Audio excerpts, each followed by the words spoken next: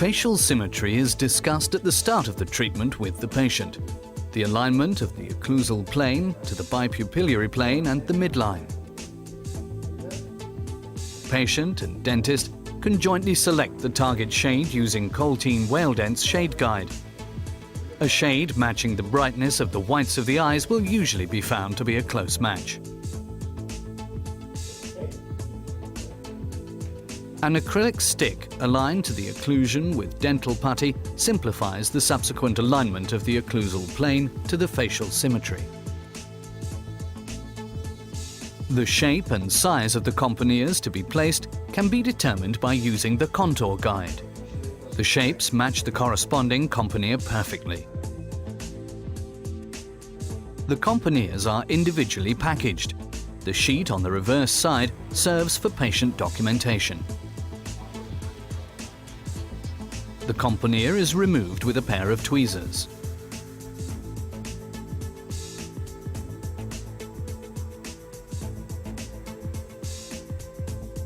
Before the preparation, the dentine and enamel shade are determined cervically and incisally, respectively, on the teeth using the shade guide. The interplay between dentine and enamel can be determined by placing the shade guides on top of each other.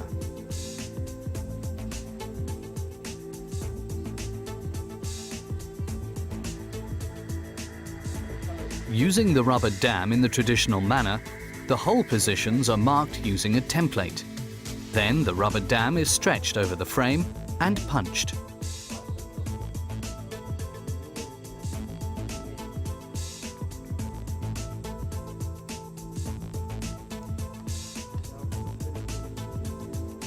The dental arch can also be cut out to give a better gingival overview. The prepared rubber dam is placed over the dental arch and fixated distally by clamps.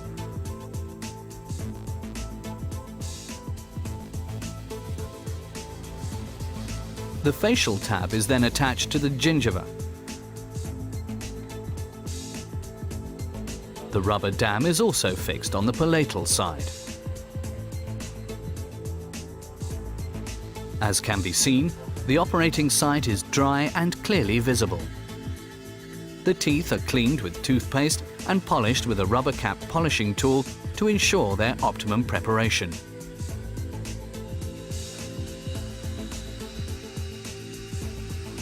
This is followed, if necessary, by a reduction of the surface of the teeth, removing as little dental hard tissue as possible. A defined preparation margin, as well as shortening of the incisal edges, is not necessary. The teeth are checked for caries and old fillings.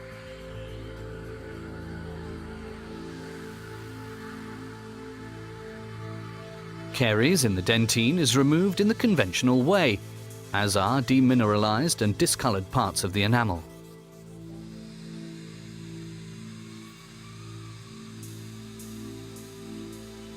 Special attention should be given to cervical parts of the enamel. The caries has been removed and all facial parts of the enamel have been treated. The enamel is also treated interdentally to improve conditioning. Shape and size are rechecked after preparation before the componeer is removed from its packaging. Shapes are corrected if necessary by using a low RPM disc operated in a dry oral environment. The componeer holder provides a perfect hold for this procedure. Corrections of shape for cervical contour and incisal length can now be checked directly on the tooth.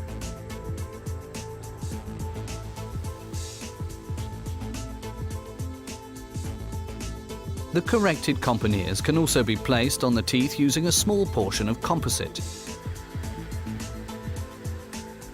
This makes it possible to check the future occlusal plane. The teeth are cleaned after removal of the componeers and preferably sandblasted to ensure subsequent optimum conditioning.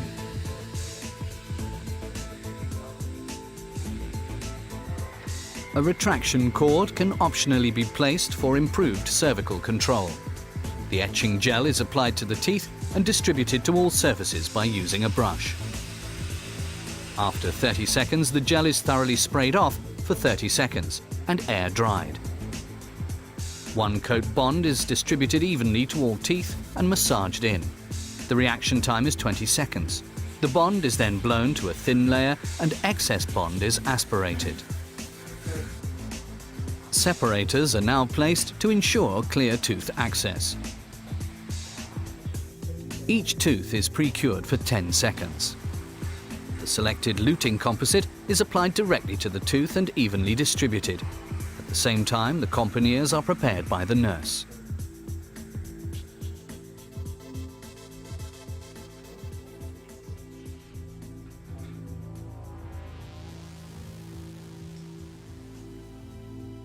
The componeer holder is suitable for carrying out pre-treatment.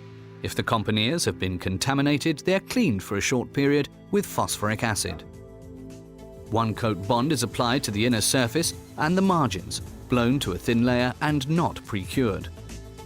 The luting composite is also applied to the componeer in order to avoid air inclusions. Exact marginal adaptation is important.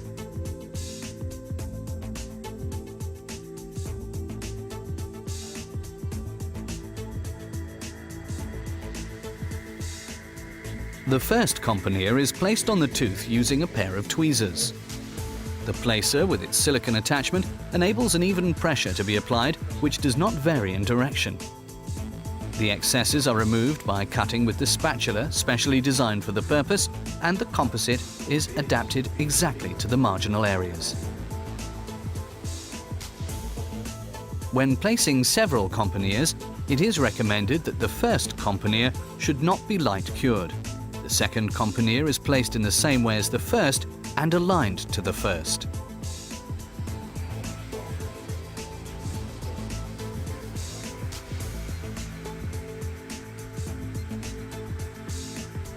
The position of the componeers is checked or corrected using the occlusion index that has been prepared.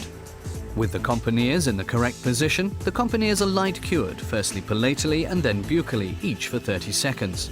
Further componeers follow in the same fashion. The marginal areas can be sealed with a flowable composite to ensure marginal integrity. The tooth axes and tooth lengths are checked before finishing. Large excesses are removed palatally with a pear-shaped coarse diamond burr and the surface continuity checked by a probe. Cervical areas, especially towards the interdental areas, are treated with a thin 40 micrometer flame-shaped diamond burr. 40 micrometer proxy-shaped files are used to achieve optimum smoothing cervically. Fine matching as regards axes and lengths begins after the removal of the excess.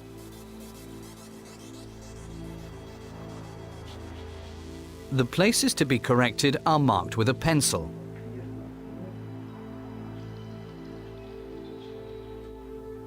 Occlusion is checked before polishing, and occlusal contouring is carried out if necessary.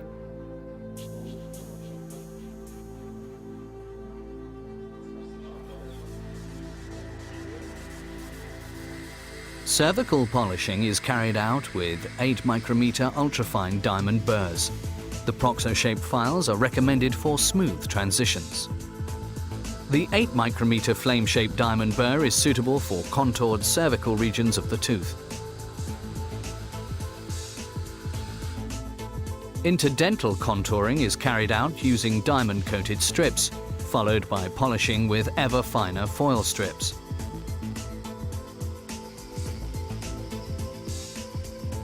Dental floss is used to ensure successful interdental polishing. Lengths and contours are corrected with slow RPM coarse discs after polishing the marginal areas. Thin discs are suitable for the interincisal angle.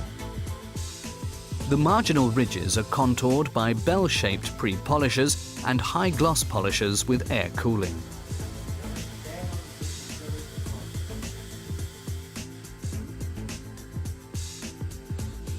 Tapered polishes are used to accentuate mamelons or to smooth out structures. Silicon carbide-coated high RPM brushes operating in a dry environment with air cooling are the best means of achieving an optimum high gloss. The application of fluoride prevents the deposition of colors in freshly treated areas of enamel. Patient and dentist jointly assess the appearance of the restoration at the end of the treatment, and a follow-up appointment is agreed where extensive restorations are being carried out. The Componeers integrate harmoniously as regards luster and sheen with their surroundings, giving the patient an attractive smile.